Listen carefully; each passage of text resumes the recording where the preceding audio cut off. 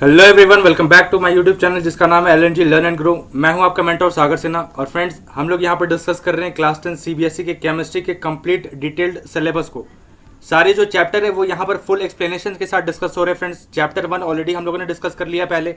Chapter 1 की बात करें फ्रेंड्स, ऑलरेडी 7 वीडियोज़ मैंने उसके रिगार्डिंग पर्टिकुलरली इसी चैनल पर डाल दिया है। अगर आपने नहीं देखा तो जाकर के चेक करो, डिस्क्रिप्शन में लिंक है। पहला chapter have discussed about chemical reaction and equations. Okay, complete discussion है। हर एक टॉपिक, हर एक कॉन्सेप्ट के बारे में डिटेल डिस्कशन वहां पर करी गई है। ठीक है, तो अगर आपने नहीं देखा, अगर आपको कॉन्सेप्ट समझना है तो आप जाकर के सातों वीडियो जो है वो आराम से देख सकते हो। ठीक है, बैलेंसिंग के रिगार्डिंग, केमिकल रिएक्शंस के रिगार्डिंग पूरा अच्छे तरीके से एक्सप्लेनेशन वहां पर आपको मिल जाएगा। ओके फ्रेंड्स, कल हम लोगों ने यहाँ पर स्टार्ट करा था एसिड बेस एंड सॉल्ट के बारे में। इंट्रोडक्टरी पार्ट कल ऑलरेडी हम लोगों ने डिस्कस करा था and that was about indicators. ठीक है, कि इंडिकेटर्स कितने तरीके के होते हैं, इंडिकेटर्स एक्चुअली होते क्या हैं। ठीक है, इन सब के बारे में कल ऑलरेडी डिस्कशन हो गया। उस वीडियो की लिंक भी डिस्क्रिप्शन में मिल जाएगी, आप जाकर के चेक कर सकते हो। And content wise and systematic study जो है वो आपको यहाँ पर मिलने वाली है।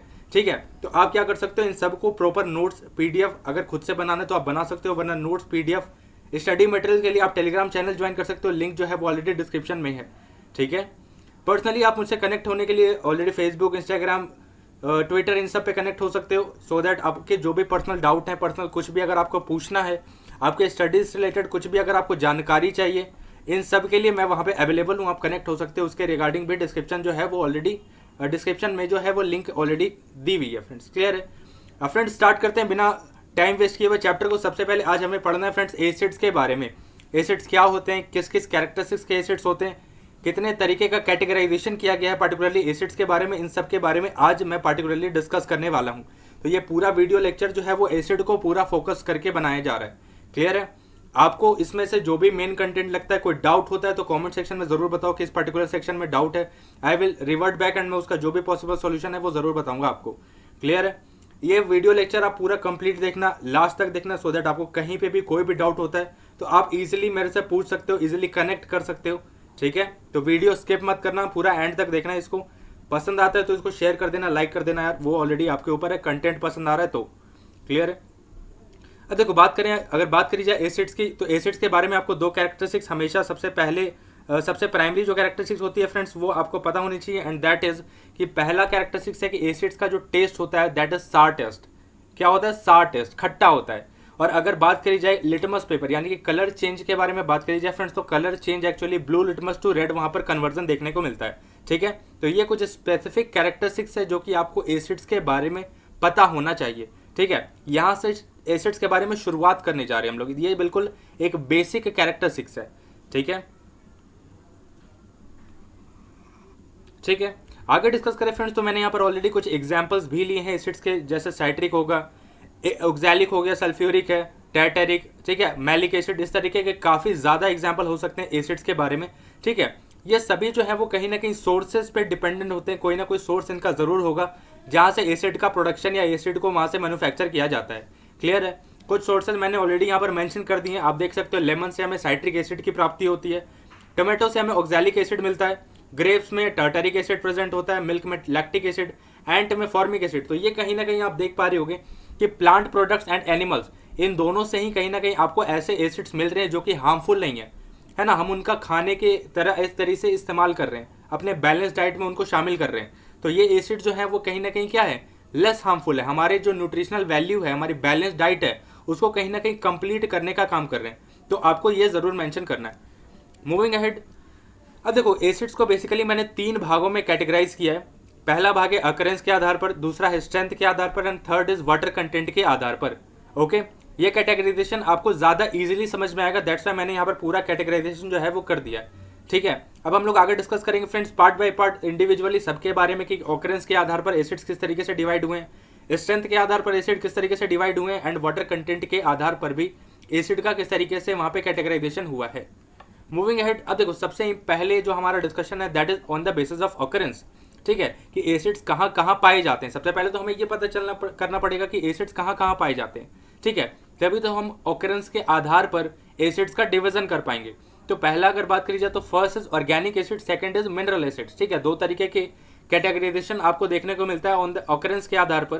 पहला इज ऑर्गेनिक एसिड, दूसरा इज मिनरल एसिड। ठीक है, अब इनके डेफिनेशन के ऊपर फोकस करें फ्रेंड्स, तो डेफिनेशन क्या कहता है, the acids present in plant materials and animals are called organic acids.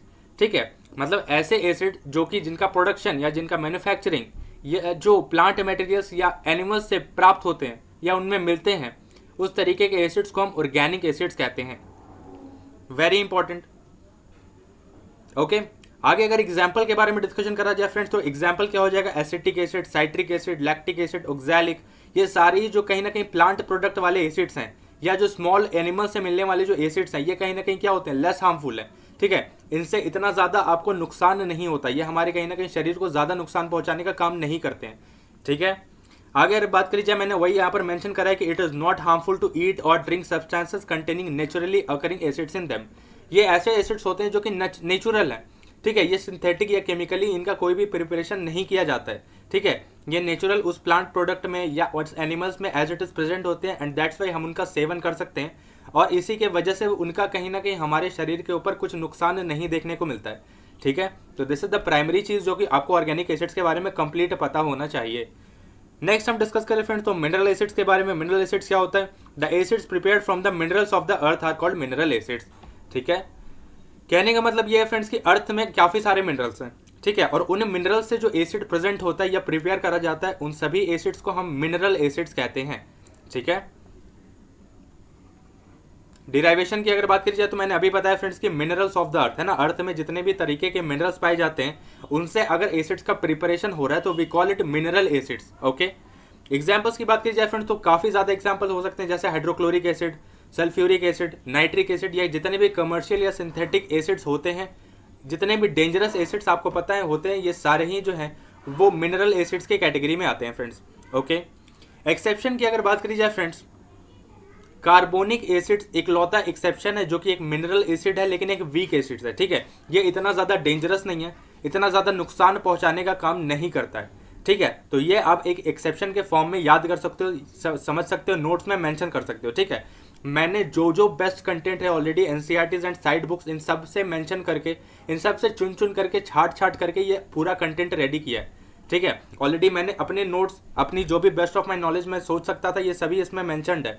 ठीक है, तो कंटेंट के रिगार्डिंग आपको कोई भी डाउट नहीं होना चाहिए कि कंटेंट कैसा है, मैं रिलाई कर सकता हूँ, आप बिल्कुल रिलाई कर सकते हो। मैंने शुरुआत से ये लेकर के चल रहा हूँ कि दिस इज द प्लेटफॉर्म जहाँ पर आप 90 to 95% स्कोर कर सकते हो इजीली, एंड हम उसी के आधार पर यहाँ पर स्टडी करने वाले हैं। ठीक है, टेलीग्राम चैनल जरूर ज्वाइन कर लेना सो दैट वहाँ पर आपको स्टडी मटेरियल्स एंड जो भी आपकी रिक्वायरमेंट है वो जरूर वहाँ पे फुलफिल होगी। ठीक है फ्रेंड्स, अब मिनरल एसिड्स के यूजेस के बारे में बात करते हैं। जैसे हम लोगों ने ऑर्गेनिक एसिड्स के यूजेस के बारे में डिस्कशन करा, तो वहाँ पर क्या देखा कि ऑलरेडी उनका खाने के तौर पे काफ़ी ज़्यादा इस्तेमाल देखने को मिलता है। ठीक है, तो सिमिलरली मिनरल एसिड्स के बारे में भी अगर देखा जाए तो उनका यूजेस जो है वो कहीं ना कहीं कमर्शियल ज़्यादा यूजेस है। ठीक है, अब देखो उनका अगर सल्फ्यूरिक एसिड की बात करी जाए तो it is use in the manufacture of fertilisers, paints, dyes, chemicals अलग अलग प्रकार के, तो इन सब में सल्फ्यूरिक एसिड्स काफ़ी एक मेन कंपोनेंट की तरह वहाँ पर इस्तेमाल में लिया जाता है। ठीक है, आगे नाइट्रिक एसिड के बारे में बात करें फ्रेंड्स, तो नाइट्रिक एसिड का जो प्रोडक्शन है या उसका मैन्युफैक्चरिंग, एक्सप्लोसिव के मैन्युफैक्चरिंग में नाइट्रिक एसिड का काफ़ी ज़्यादा इस्तेमाल होता है। आपने सुना होगा TNT नाम का एक एक्सप्लोसिव होता है जिनमें नाइट्रिक एसिड एक काफ़ी इंपॉर्टेंट कंपोनेंट के तौर पर वहाँ पर इस्तेमाल में लिया जाता है। ठीक है, इसी प्रकार से आगे बात करी जाए फ्रेंड्स सल्फ्यूरिक एसिड की, सल्फ्यूरिक एसिड भी या हाइड्रोक्लोरिक एसिड भी, ये सभी कहीं ना कहीं कमर्शियल बेसिस पे इनके काफ़ी ज़्यादा इस्तेमाल में लिए जाते हैं। ठीक है, फर्टिलाइजर्स के फॉर्म में, ठीक है, या आउटर कवरिंग को रिमूव करने के फॉर्म में, पेंट्स में, डाइज में, अलग अलग केमिकल्स बनाने में इन सब का पार्टिकुलरली बहुत ज़्यादा इस्तेमाल किया जाता है। ठीक है, ये सारे ही सिंथेटिक एसिड्स होते हैं। मूविंग अहेड, स्ट्रेंथ के आधार पर बात करें फ्रेंड्स, ताकत के आधार पर कि कौन सा एसिड ज़्यादा ताकतवर है, कमज़ोर है, तो उसके आधार पर दो भागों में एक्चुअली एसिड्स को बांटा गया है। पहला है स्ट्रॉन्ग एसिड्स, दूसरा है वीक एसिड्स। ठीक है, स्ट्रॉन्ग एसिड्स क्या होता है, N acid which is completely ionised in water. ठीक है, सबसे इंपॉर्टेंट बात जो आपको यहाँ पर याद रखनी है, मेंशन करनी है कि उस तरीके का एसिड या एक ऐसा एसिड जो कि वाटर में जाने के बाद 100% क्या हो, आयोनाइज्ड कर जाए, है ना, कंप्लीटली डिसोसिएट कर जाए अपने कंस्टिट्यूएंट आयंस में, अपने इलेक्ट्रोलाइटिक कंपोनेंट्स में, तो वहाँ पर उस तरीके के एसिड्स को हम लोग क्या कहते हैं, उस तरीके के एसिड को we call it strong acids. ठीक है, तो ये पहला कैरेक्टरिस्टिक्स है एसिड्स के बारे में। दूसरा क्या है कि वाटर के साथ ऑब्वियसली रिएक्ट करने के बाद वो कहीं ना कहीं large amount of hydrogen ions का फॉर्मेशन करते हैं। ठीक है, और यही हाइड्रोजन आयन का फॉर्मेशन ही कहीं ना कहीं उनको स्ट्रॉन्ग एसिड बनाने में काफ़ी ज़्यादा हेल्प करता है। ठीक है, जो ऑलरेडी मैंने आपको यहाँ पे मेंशन किया है, दो तरीके के कैरेक्टरिस्टिक्स होते हैं स्ट्रॉन्ग एसिड्स के। पहला इज की कंप्लीटली आयोनाइज इन वाटर, दूसरा is it produces a large number of hydrogen ions is called a strong acid. Okay, example के तौर पर देखिए फ्रेंड्स, हाइड्रोक्लोरिक एसिड H2SO4 बहुत सारे हो सकते हैं, मैंने एक एग्जाम्पल लिया है यहाँ पर। हाइड्रोक्लोरिक एसिड का अगर आप वाटर के साथ रिएक्शन करवाओगे, यानी कि वाटर में उनका एडिशन करोगे, तो वहां पर आपको H3O+ एंड Cl- ये दो तरीके के प्रोडक्ट देखने को मिलते हैं, दो तरीके के। क्लियर है? और ये दोनों ही प्रोडक्ट जो है वो कहीं ना कहीं ये बताते हैं, हाइड्रोजन आयन का कंसंट्रेशन वहां पर ये बताता है कि ये जो पार्टिकुलरली रिएक्शन है या पार्टिकुलरली जो एलिमेंट रिएक्टेंट है वो कहीं ना कहीं एक स्ट्रॉन्ग कैरेक्टर का है, स्ट्रॉन्ग एसिडिक नेचर का है। ओके, बात करें फ्रेंड्स वीक एसिड्स के बारे में, तो वीक एसिड्स होता है पार्शियली आयोनाइज करने वाला, ऐसा एसिड जो कि वाटर में जाने के बाद 100% डिसोसिएट नहीं करता है, ठीक है, अपने इलेक्ट्रोलाइटिक कंपोनेंट में नहीं टूटता, ठीक है, वहां पर आपको पार्शियल आयोनाइजेशन देखने को मिलता है ना। पार्शियल मतलब कुछ अमाउंट, अगर हम लोग 100 मॉलिक्यूल्स ले रहे हैं तो उसमें से ऑलमोस्ट 4 या 5 मॉलिक्यूल्स जो हैं वो डिसोसिएट होते हैं फ्रेंड्स। ऑलमोस्ट जो 90-95% मॉलिक्यूल्स हैं वो डिसोसिएट या आयोनाइज नहीं होते हैं। क्लियर है? यहां पर आपको सेकंड कैरेक्टरिस्टिक्स क्या याद रखनी है फ्रेंड्स की, सेकंड कैरेक्टरिस्टिक्स में small amount of hydrogen ions. ठीक है, इस तरीके के जो पर्टिकुलरली एसिड्स होते हैं ये कहीं ना कहीं बहुत कम मात्रा में हाइड्रोजन आयन का कंसंट्रेशन यहाँ पर फॉर्म कर रहे होते हैं। ठीक है, तो ये दो कैरेक्टरिस्टिक्स आपको जरूर याद रखनी है। एग्जाम्पल के तौर पे मैंने आपको यहाँ पर CH3COOH यानी कि एसिटिक एसिड का एग्जाम्पल लिया है, जिसका डिसोसिएशन के बाद आप देख पा रहे होगे यहाँ पर एक आयन है ना, H+ आयन यहाँ पर आपको देखने को मिल रहा है। यहाँ पर एक बहुत इंपॉर्टेंट चीज आपको देखनी चाहिए, मेंशन करनी चाहिए, only 4 out of 100 molecule dissociate.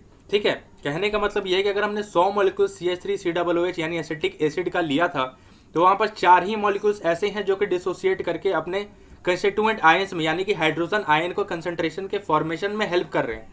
ठीक है, बाकी 96 जितने भी मॉलिक्यूल्स हैं उनका कोई भी डिसोसिएशन नहीं हुआ। ठीक है, तो इसी को हम कहते हैं पार्शियली आयोनाइज्ड करना, this is known as partially ionisation. Okay, moving ahead.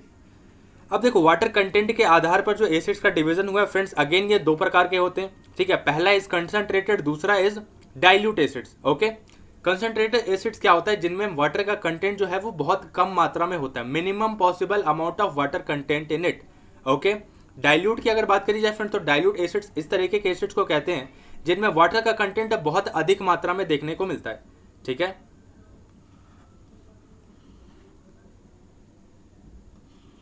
ठीक है, ये सब इंपॉर्टेंट चीजें जो है वो मैं हाईलाइट कर दे रहा हूँ सो दैट आपको काफी ज्यादा इजी होने वाली ये प्रॉपर नोट्स या वीडियो लेक्चर को पढ़ने में। क्लियर है?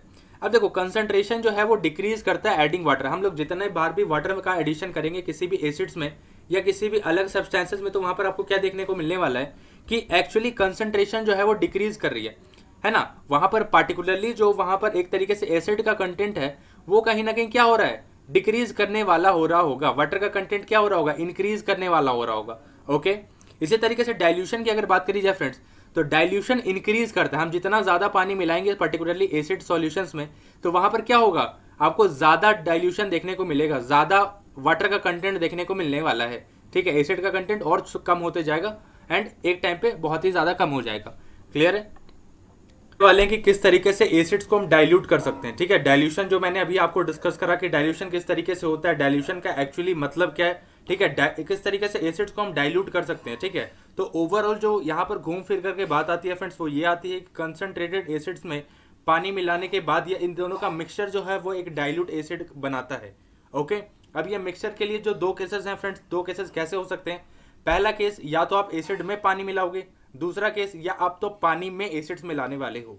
ठीक है, तो यहाँ पर दो तरीके के केसेस होते हैं एंड दो तरीके से ये जो दो केसेस हैं इनमें से एक केस जो है वो काफी ज्यादा हार्मफुल एंड डेंजरस होने वाला है। ठीक है, एक केस जो है वो सेफ है, आप बिल्कुल उस तरीके से डाइल्यूशन कर सकते हो तो आपको एक प्रॉपर रिजल्ट मिलने वाला है, एक डाइल्यूट एसिड आपको मिलने वाला है। ठीक है, बट अगर आप दूसरा केस जो है वो ऑप्ट करोगे तो वहां पर आपको काफी हार्मफुल हैजार्डियस एक्सीडेंट जो है वो देखने को मिलेगा। ओके, अब मैं यहाँ पर आपको डिस्कस करूंगा, बताऊंगा फ्रेंड्स कि कौन सा केस जो है वो आपके लिए अप्रोप्रिएट केस होने वाला है डाइल्यूशन के लिए। ठीक है, देखो डाइल्यूट एसिड क्या होता है, dilute acid is obtained by mixing the concentrated acid with water. मैंने अभी आपको एक्सप्लेन करा कि कंसंट्रेटेड एसिड और वाटर का जो मिक्सचर होता है that converts into that actually results into dilute acids. Okay, अब डाइल्यूशन के बारे में बात करें फ्रेंड्स, तो dilution is should always be done by adding concentrated acid to water. Okay, हमेशा कंसंट्रेटेड एसिड ठीक है, उसको पानी में आपको मिलाना है ना, पानी लेना और उसमें एसिड्स को क्या करना है, ड्रॉप वाइज आपको इस तरीके से मिलाना है। ठीक है, कभी भी आपको किसी एसिड में पानी का मिक्सचर, पानी का मिलाना नहीं करना है।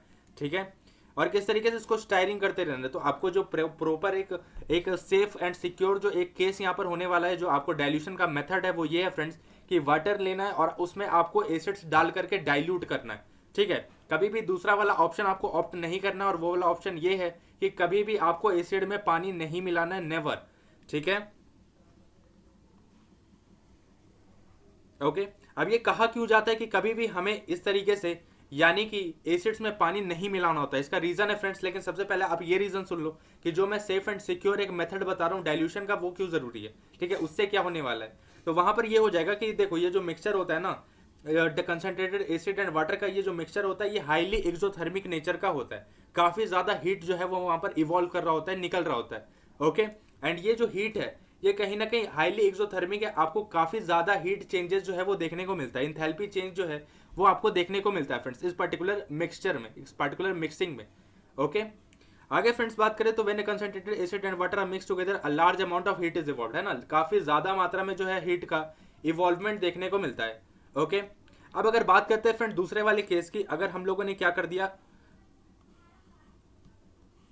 वाटर को ऐड कर दिया, है ना, एसिड्स में वाटर का एडिशन कर रहे हैं, तो यहां पर काफी ज्यादा आपको नुकसान का सामना करना पड़ सकता है। नुकसान क्या हो जाएगा कि इस पूरे जो प्रोसेस है, ये पूरा जो प्रक्रिया है मिक्सचर बनाने का, इसमें काफी ज्यादा हीट जो है वो इवॉल्व होता है ना, और ये एक साथ ही इवॉल्व होगा तो काफी ज्यादा एक्सप्लोसिव स्टीम के साथ ये निकलता है। तो एक तरीके से जो एसिड्स हैं वो स्प्लैश कर जाते हैं उस पर्सन के, जो भी एक्सपेरिमेंट कर रहा होता है, उसके फेसेस पे, उसके क्लॉथ्स पे, और एक तरीके का एसिड बर्न वहां पर आपको देखने को मिलता है।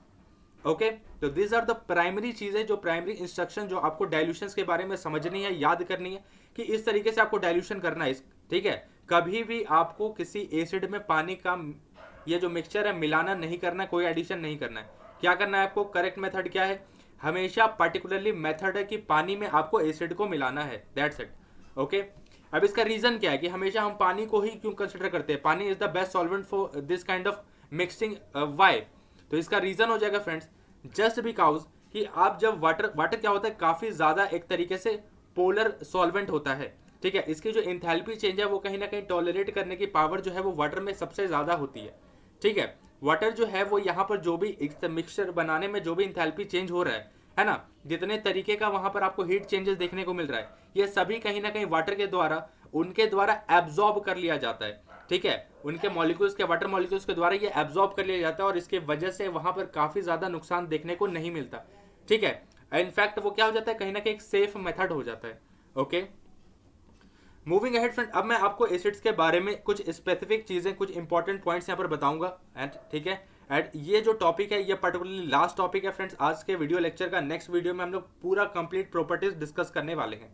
ठीक है, पहले बात करी जाए फर्स्ट कैरेक्टरिस्टिक्स या फर्स्ट इंपॉर्टेंट पॉइंट क्या है कि सिमिलैरिटी बिटवीन ऑल एसिड्स, सारे एसिड जितने भी एसिड्स हैं, that is mineral, organic.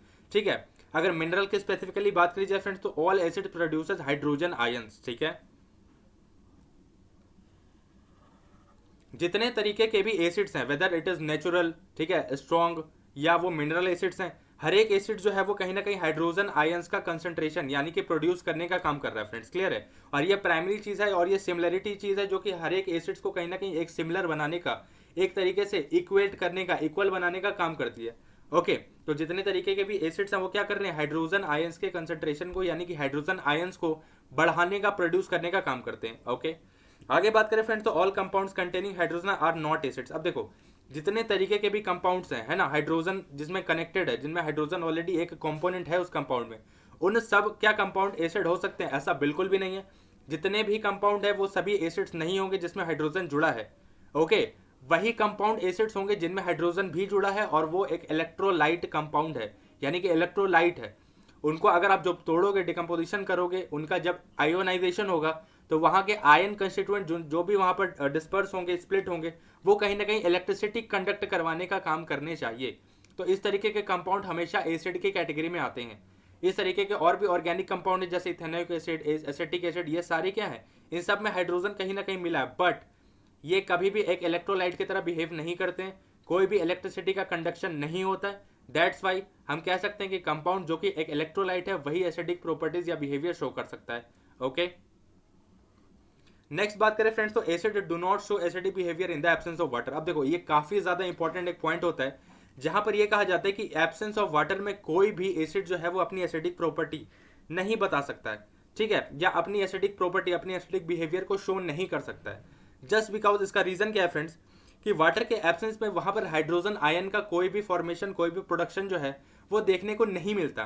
That's why acids का जो प्राइमरीली एक कैरेक्टरिस्टिक्स होता है वो कहीं ना कहीं क्या है कि वो क्या करता है, हाइड्रोजन आयन को प्रोड्यूस करने का काम करता है, एंड वही हाइड्रोजन आयन आगे चल करके इलेक्ट्रिसिटी कंडक्ट करवाने का काम करते हैं फ्रेंड्स। ओके, तो ऐसे एब्सेंस ऑफ वाटर में जो एसिड्स हैं वो अपना हाइड्रोजन आयन का प्रोडक्शन नहीं कर पाते, एंड दैट्स वाई वहां पर कोई भी एसिडिक बिहेवियर शो नहीं हो पाता है। ठीक है फ्रेंड्स, होप सो आपको ये पूरा वीडियो लेक्चर समझ में आएगा फ्रेंड्स, आपको पूरा कंटेंट समझ में आएगा, आपको हर एक चीज जो भी डाउट होगा वो क्लियर होगा फ्रेंड्स, टॉपिक से रिलेटेड, कॉन्सेप्ट से रिलेटेड। नेक्स्ट वीडियो जल्दी आएगी और वो प्रॉपर्टीज ऑफ एसिड से रिलेटेड वीडियो है फ्रेंड्स, उसमें हम लोग काफी ज्यादा केमिकल रिएक्टिविटीज, केमिकल रिएक्शंस, ठीक है, स्पेसिफिकली केमिकल रिएक्शंस किस किस प्रकार के होते हैं इन सब के बारे में स्पेसिफिकली डिस्कशन करने वाले फ्रेंड्स। ठीक है, चैनल के साथ बने रहना, चैनल के लिए सब्सक्राइब कर लेना, सबसे पहले बेल नोटिफिकेशन को ऑन कर लेना अगर आपने नहीं किया अब तक। वीडियो पसंद आ रही है तो लाइक कर देना, ठीक है, कमेंट करके बताओ कैसा लग रहा है वीडियो का सीरीज, ये कैसी लग रही है, ये जो मेहनत करी जा रही है ये कैसी है। ठीक है, टेलीग्राम चैनल आप जरूर ज्वाइन कर सकते हो सो दैट आपको अपकमिंग जो भी वीडियोस लेक्चर हैं या अपकमिंग क्लासेस के बारे में स्टडी मटेरियल ये सबको आपको ऑब्वियसली वहां पर मिल जाएगा। ओके, तो मिलते हैं फ्रेंड्स नेक्स्ट वीडियो में, आज के लिए इतना ही। Thank you so much, stay safe, stay united, thank you.